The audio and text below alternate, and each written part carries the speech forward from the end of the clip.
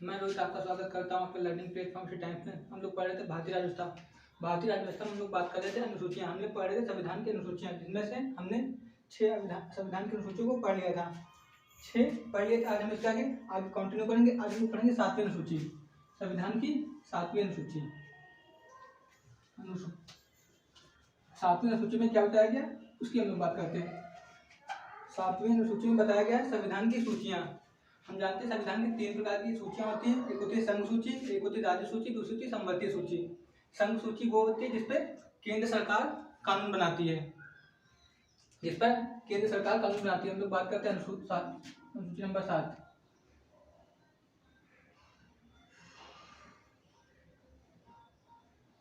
इसमें हम लोग पढ़ेंगे संविधान की सूचियाँ।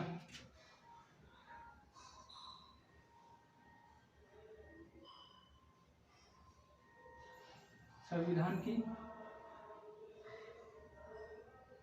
सूचियाँ, संविधान की सूचियाँ हम लोग जानते हैं। संविधान की सूचियाँ मैंने बताया 3 प्रकार की होती हैं। संघ सूची,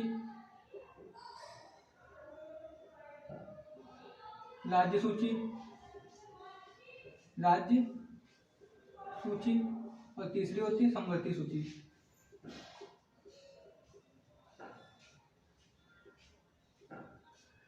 क्वेश्चन पूछा जाता है समवर्ती सूची का प्रावधान हमने कहाँ से लिया है, तो ये ऑस्ट्रेलिया से लिया गया है। कहाँ से लिया गया? ऑस्ट्रेलिया से। काफी बार क्वेश्चन पूछा गया है। समवर्ती सूची को हमने कहाँ से अडॉप्ट किया है? तो ऑस्ट्रेलिया से अडॉप्ट किया है। ये क्वेश्चन काफी एग्जाम में पूछा गया है। जब मैंने पढ़ाए थे संविधान की विशेषता, वो संविधान की विदेशी स्रोत, तो मैंने बताया था ऑस्ट्रेलिया से समवर्ती सूची को हमने अडॉप्ट किया है। तो हम लोग बात करते हैं संघ सूची की। संघ सूची क्या होती है?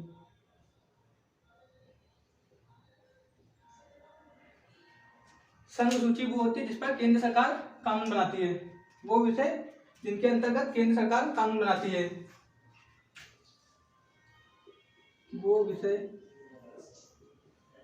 जिन पर केंद्र सरकार कानून बनाती है।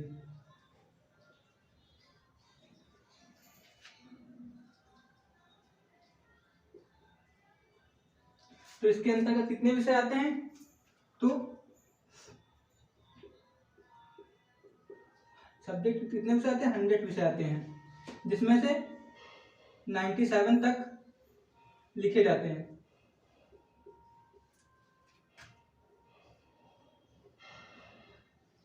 आते हैं 100 विषय, बट लिखे 97 जाते हैं। कौन कौन से विषय आते हैं? एग्जाम्पल देखिए, जैसे कि कुछ मैं लिख दे रहा हूं।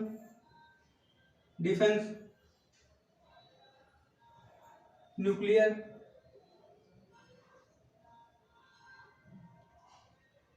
डिफेंस होता है, न्यूक्लियर, यूएनओ भी आता है इसके अंतर्गत। डिफेंस हुआ, न्यूक्लियर हुआ, यूएनओ हुआ, और भी बहुत सारे, जिसमें से मैं 3 लिख दिए हैं ऐसे ही विषय जिन पर केंद्र सरकारी कानून बनाती है। तो 97 तक विषय लिखे जाते हैं। एक लिस्ट आती है, मैं उसको आपको प्रोवाइड कर दूंगा, आप लोग एक बार देख लीजिएगा। बात करते हैं हम लोग राज्य सूची की। मैं ऊपर रख दे रहा हूं।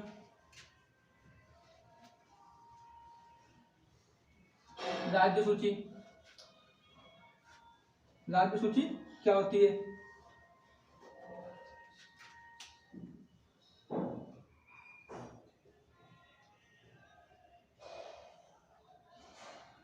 वो विषय जिन पर राज्य सरकार कानून बनाती है।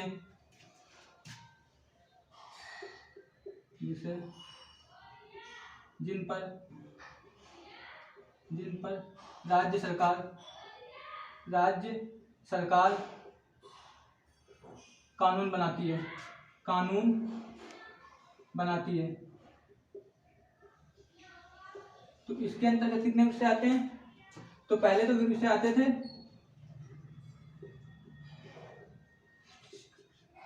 पहले 66 विषय आते थे। अब कितने आते हैं? तो प्रेजेंट में आते हैं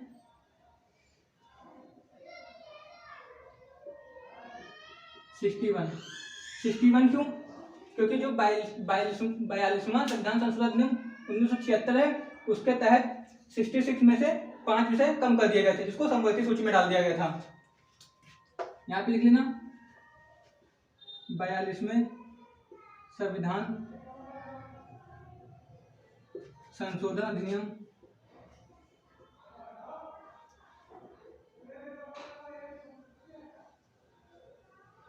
1976 के तहत, इसको मिनी कॉन्स्टिट्यूशन ऐसे ही नहीं बोलते हैं, इसके अंतर्गत काफी संविधान में बदलाव किए गए थे, इसलिए हम इसको मिनी कॉन्स्टिट्यूशन बोलते हैं। 42वें संविधान संशोधन अधिनियम 1976 को हम लोग मिनी कॉन्स्टिट्यूशन के नाम से भी जानते हैं, क्योंकि इसके अंतर्गत हमारी प्रस्तावना में बदलाव किया गया था, मौलिक अधिकार में बदलाव किया था, राज्य के नीति निर्देशक तत्व में बदलाव किया गया था और हमारी अनुसूचियों में भी बदलाव किया गया था। इसी के तहत जोड़े गए थे मौलिक कर्तव्य। बात करते हैं समवर्ती सूची की।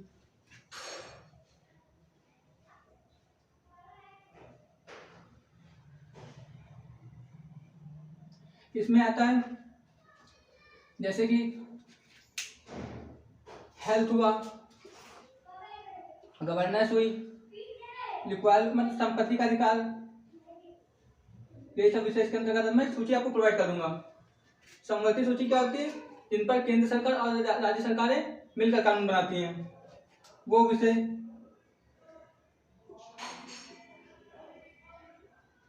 जिन पर केंद्र सरकार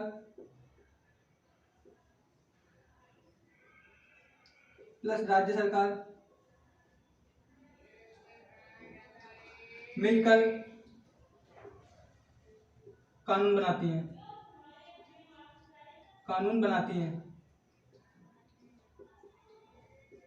तो इसके अंतर्गत कितने सब्जेक्ट आते हैं? पहले तो 52 विषय आते थे, अब कितने आते हैं? 42 विषय आते हैं। 42 विषय आते हैं 42वें संविधान संशोधन 1976 के तहत। 42वें संविधान संशोधन अधिनियम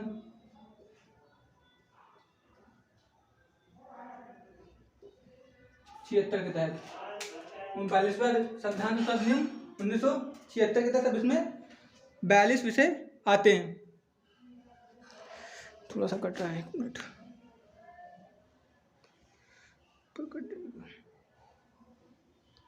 अब सही है। हम लोग बात करते हैं संविधान की 8वीं अनुसूची। संविधान की 8वीं अनुसूची में बताया गया है संविधान की भाषाएं। संविधान में कितनी टाइप की भाषाओं का जिक्र किया गया है?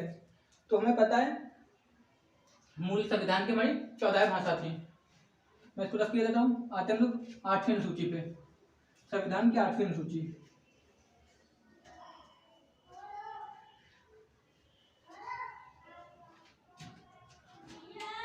संविधान 8वीं अनुसूची 8 संविधान की भाषाएं। संविधान की भाषाएं। संविधान की 8वीं अनुसूची में संविधान की भाषाएं बताइए, कितनी टाइप की भाषाएं होती हैं। किसी भी भाषा को संविधान में जोड़ने के लिए उस भाषा का इतिहास होना जरूरी है, उस भाषा का इतिहास और व्याकरण होना जरूरी है। तो मूल संविधान की 14 भाषाएं थी। मूल संविधान की 14 भाषाएं थी।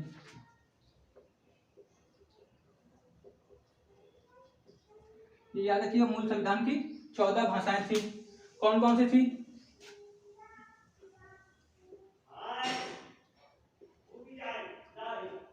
मूल संविधान की 14 भाषाएं थी। वो कौन कौन सी थी? 7 में 7 लिख दो। 8, 9, 10, 11, 12, 13 और 14। ये 14 भाषाएं कौन कौन सी थी? 14 भाषाएं कौन सी थी? पहली हम लोग स्टेट वाइज पढ़ते हैं। हम लोग ईस्ट नॉर्थ साइड आते हैं। पहले आसमी, पहली भाषा आसमी, बंगाली, गुजराती, हिंदी, कन्नड़, कश्मीरी, मलयालम, मराठी, उड़िया, पंजाबी, तमिल, तेलुगु, उर्दू, संस्कृत। ये वो 14 भाषाएं जो मूल संविधान में जोड़ी गई थी। आसमी, बंगाली, गुजराती, हिंदी, कन्नड़, कश्मीरी, मलयालम, मराठी, उड़िया, पंजाबी, तमिल, तेलुगु और उर्दू। जबकि आप जानते हैं आधुनिक संविधान में हमारी 22 भाषाओं का जिक्र किया गया। वो 22 भाषाएं कौन कौन, इसके आगे हम लोग बात करते हैं। अब हम लोग बात करते हैं सिंधी को, सिंधी भाषा को 21वें संविधान संशोधन अधिनियम 1967 के तहत संविधान में शामिल किया गया। सिंधी भाषा को 21वें संविधान संशोधन अधिनियम 1967 के तहत शामिल किया गया।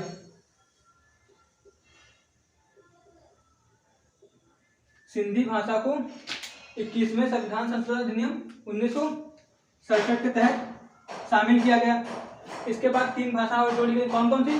नेपाली, मणिपुरी और कोकड़ी। नेपाली, मणिपुरी, कोकड़ी। नेपाली, मणिपुरी, कोकड़ी, इनको 31वें संविधान संशोधन अधिनियम 1992 के तहत शामिल किया गया था। नेपाली, मणिपुरी, कोकड़ी को 31वें संविधान संशोधन अधिनियम 1992 के तहत शामिल किया गया था। हम लोग बात करते हैं इसके आगे की भाषा, नेपाली,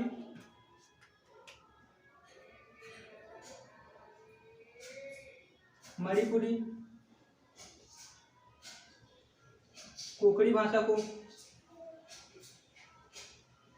31वें संविधान संशोधन अधिनियम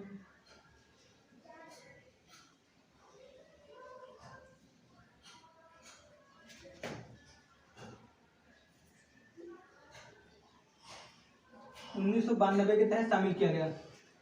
नेपाली,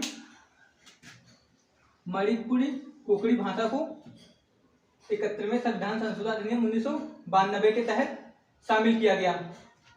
उसके बाद मैथिली,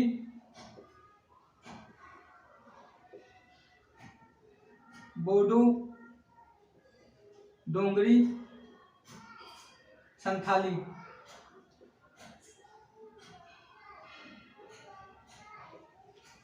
मैथिली, बोडो, डोंगरी, संथाली भाषा को 92 संविधान संशोधन अधिनियम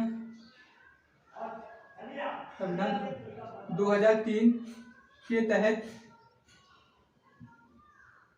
संविधान में शामिल किया गया।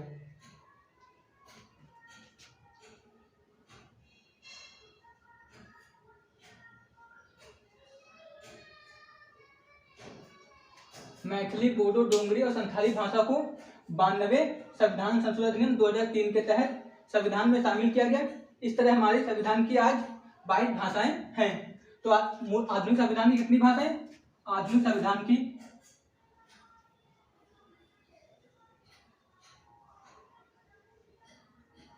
संविधान में 22 भाषाओं का जिक्र, 22 भाषाएं यहाँ पे लिख लीजिए ब्रैकेट में। आधुनिक संविधान में 22 भाषाएं हैं। अब हम लोग इसके आगे बढ़ते हैं। हम लोग बात करते हैं 9वीं अनुसूची में। 9वीं अनुसूची को प्रथम संविधान संशोधन अधिनियम के तहत शामिल किया गया था। 9वीं अनुसूची में क्या बताया गया? नवीं अनुसूची में बताया गया है भूमि सुधार का कानून। इसको पंडित जवाहरलाल नेहरू के समय में ही शामिल किया गया था। मैं इसको रख कर देता हूँ, आप लोग नोट कर लिए होंगे।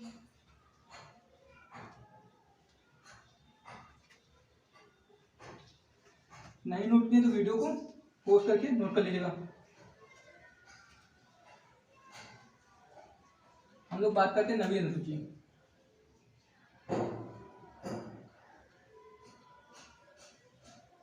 भूमि सुधार कानून।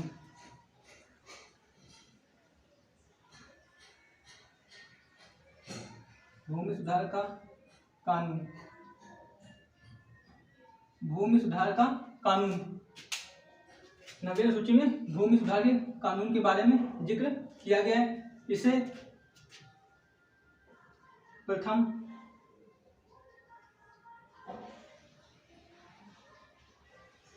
संविधान संशोधन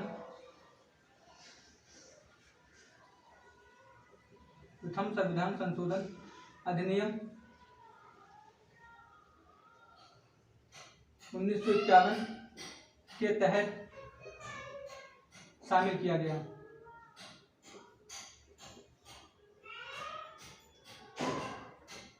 पंडित जवाहरलाल नेहरू के समय।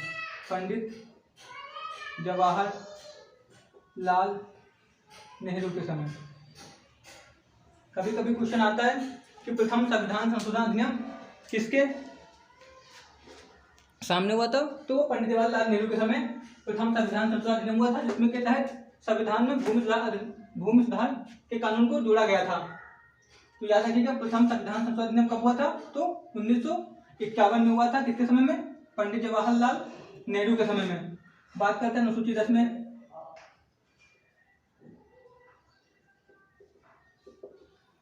अनुसूची 10 में बताया गया दल बदल पर कानून। दल बदल पर रोक का कानून।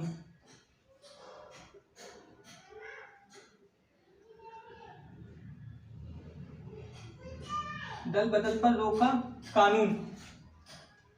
इसे 52वें संविधान संशोधन अधिनियम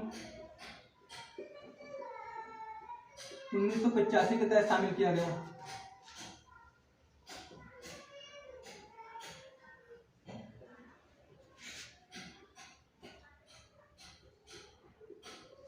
राजीव गांधी के समय।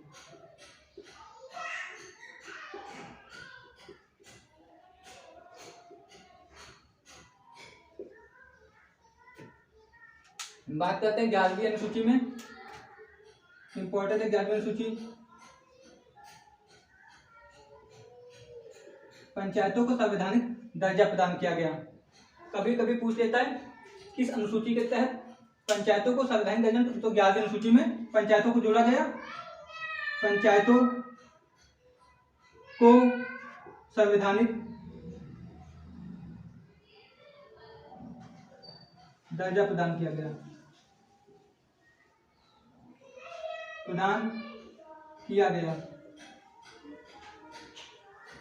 पंचायतों को संवैधानिक दर्जा प्रदान किया गया। किस अधिनियम के तहत? 73वें संविधान संशोधन 1992 के तहत। संविधान संशोधन अधिनियम 1992 के तहत। इसके अंतर्गत कितने सब्जेक्ट आते हैं? तो 29 विषय आते हैं। 12वीं अनुसूची में शामिल किया गया। 12वीं अनुसूची में क्या बताया गया?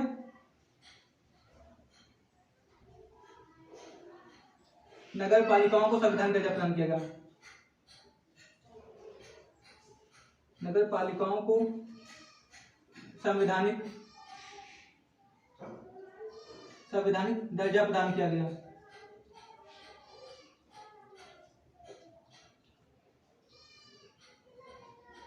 चौहत्तरवें संविधान संशोधन अधिनियम 1992 के तहत।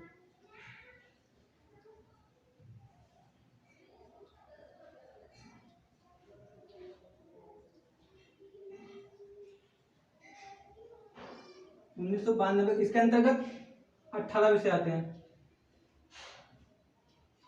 नगर पालिकाओं की तुलना में पंचायतों को अधिक शक्तियां प्राप्त हैं, क्योंकि इसमें 29 विषय का जिक्र किया गया और इसमें 18 विषय का।